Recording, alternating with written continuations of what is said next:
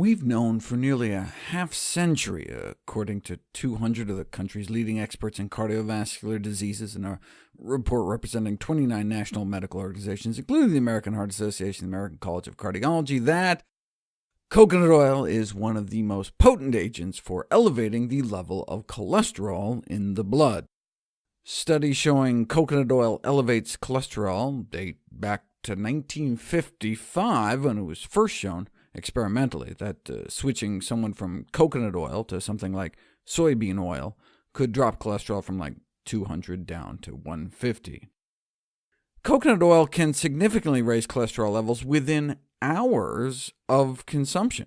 A significantly increased blood cholesterol within hours of eating a slice of cake made from coconut oil, or from cod liver oil for that matter, but not from the same cake made from flaxseed oil. Coconut oil may even be worse than tallow or beef fat, but not as bad as butter. The latest interventional trial was published March 2017, a month-long randomized, controlled crossover study looking at the impact of 2 tablespoons a day of virgin coconut oil, and it elevated cholesterol about 14% over control, consistent with the other 7 interventional trials published to date in this 2016 review. But wait, saturated fats can make so-called good cholesterol, HDL, go up. So what's the problem? The problem is that doesn't seem to help. Having a high blood HDL level is no longer regarded as protective. What?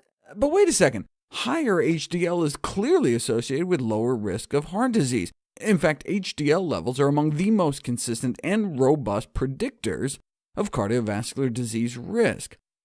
But see, there are 2 types of risk factors, causal and non-causal.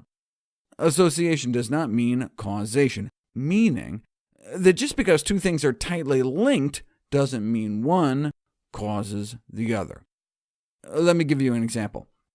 I bet that the number of ashtrays someone owns is an excellent predictor of lung cancer risk. I bet study after study would show that link, but that doesn't mean that if you intervene and lower the number of ashtrays, their lung cancer risk would drop. Because it's not the ashtrays that were causing the cancer, it was the smoking. The ashtrays were just a marker of smoking, an indicator of smoking, as opposed to playing a causal role in the disease.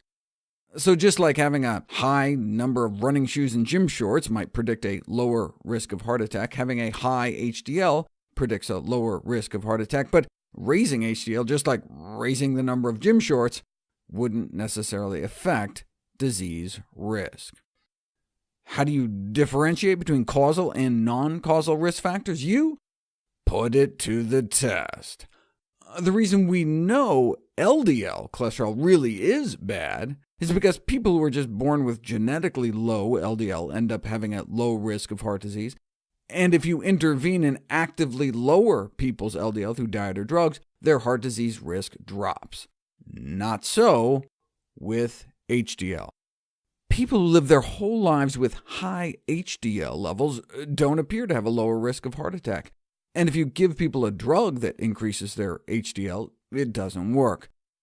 That's why we used to give people high-dose niacin to raise their HDL, but it's time to face the facts. The lack of benefit to raising HDL seriously undermines the concept of HDL being a causal risk factor.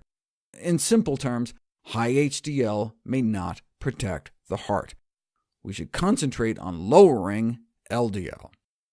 And so specifically, as this relates to coconut oil, the increase in HDL is of uncertain clinical significance, but the increase in LDL cholesterol you get from eating coconut oil would be expected to have an adverse effect on atherosclerotic cardiovascular disease risk. But what about the MCTs?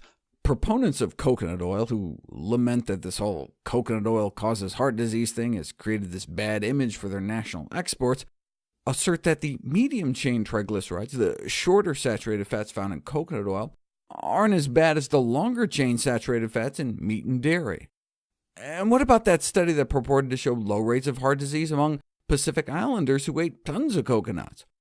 I'll cover both these topics next.